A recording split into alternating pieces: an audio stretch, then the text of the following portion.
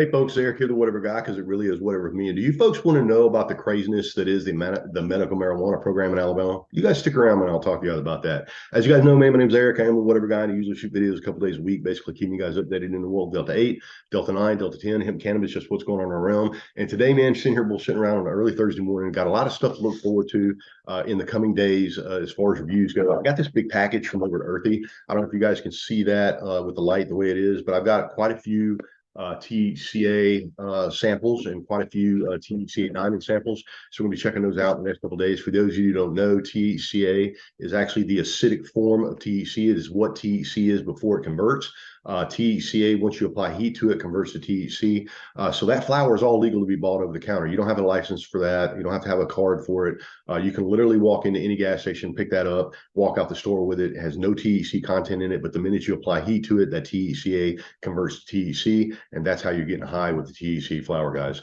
So THC flower is natural. It's as natural as you can get. And obviously, we're going to be checking it out in the next couple of weeks. Talking about the Alabama medical marijuana program. As you guys know, man, it's been a crazy situation with the Alabama medical marijuana program. As you guys know, man, we've been setting up for like the last year and a half to get this application in.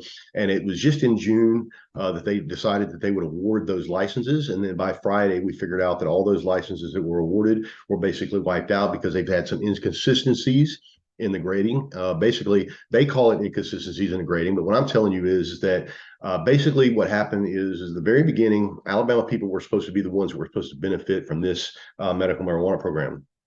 So you couldn't be a business and just move to Alabama and decide to set up shop, decide you want to do medical marijuana. They wanted people that were in Alabama, that were from Alabama, to benefit from Alabama medical marijuana. And at the end of it, what happened was we ended up with, and also a couple of any company that had a license could not have a license further down the line. You couldn't be attached to a company, like you couldn't be awarded two licenses. Like you could only get the one license. If you applied for a vertical license, you couldn't be tied to a company down here that had a manufacturing license or a dispensary license, or however that went. You could literally only get one license. And what we found out at the end of it was that one of the companies that was awarded, three of the companies that were awarded licenses were actually all tied to the same address in the Netherlands. Like in the Netherlands, guys, like it's a completely crazy situation. And as we move forward, we've got more litigation, more inconsistencies.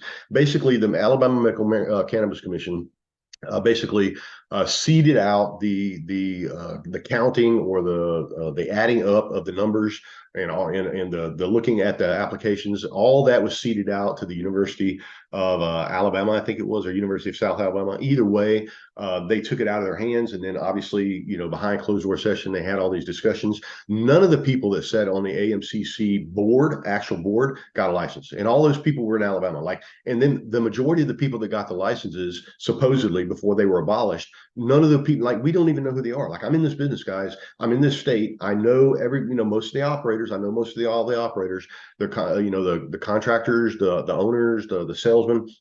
And a lot of the companies that got those licenses, or that were awarded those licenses before they were abolished, weren't even from Alabama. Like, we had no fucking clue who they were, and it just makes no sense to me. The whole situation is just really, really crazy. And so we're going to flip over to an article over here at MJ Biz Daily. There's actually 4 articles on this going on forward, talking about the litigation coming forward. But really, the one that I want to talk to you guys about was this top Alabama medical marijuana regulator faces lawsuit seeking his removal.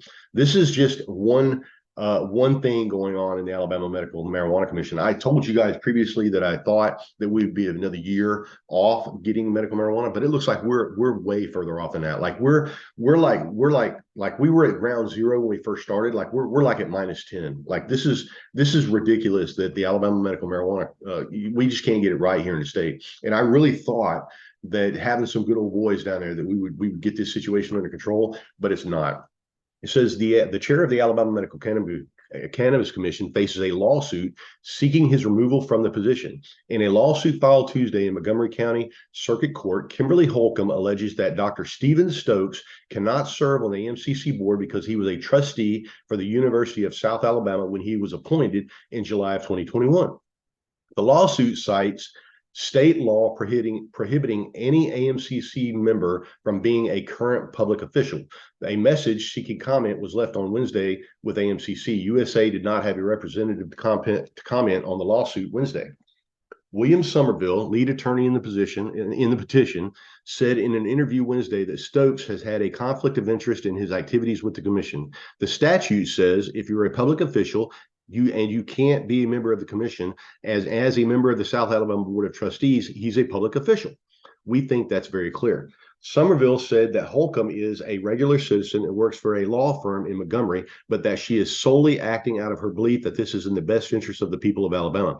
She felt that the process was off track, wants to see if the medication available to people in Alabama, and thinks that there needs to be a change. That obviously the whole thing is off track. Like, it's been off track since like way before it ever started. Like, we did not realize that any of these problems were going on until those licenses were awarded, and then 5 days later they were abolished. But previous to that, we like, all that work they did is just a fucking waste. Like, everything that they did previous to the awarding of the licenses has been a waste. Like, we have wasted all that time, all that money, because the whole thing is just fucked up from the very beginning. The AMCC was set to award licenses to businesses that applied to participate in the state's medical cannabis program in June. After AMCC announced which companies were awarded a license, those denied a license raised questions about the scoring transparency. Less than a week after announcing the license winners, the commission announced a stay on the awarding of licenses, citing scoring inconsistencies that would have led to catastrophic results if the licenses were issued.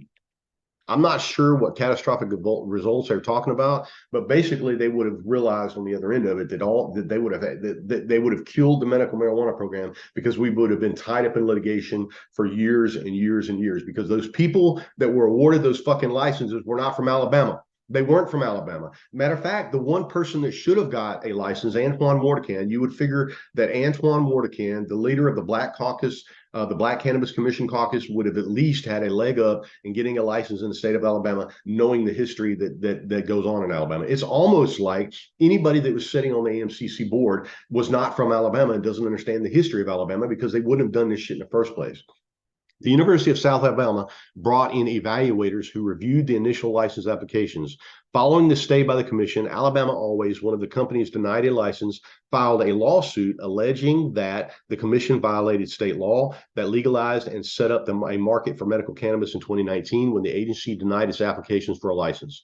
On Wednesday, the plaintiff in Dr. Stokes' lawsuit moved to consolidate her case with the Alabama Always lawsuit. Somerville is the lawyer for both cases. Guys, I don't even know when we're going to be seeing medical marijuana anytime soon in the state of Alabama. I was really happy about it.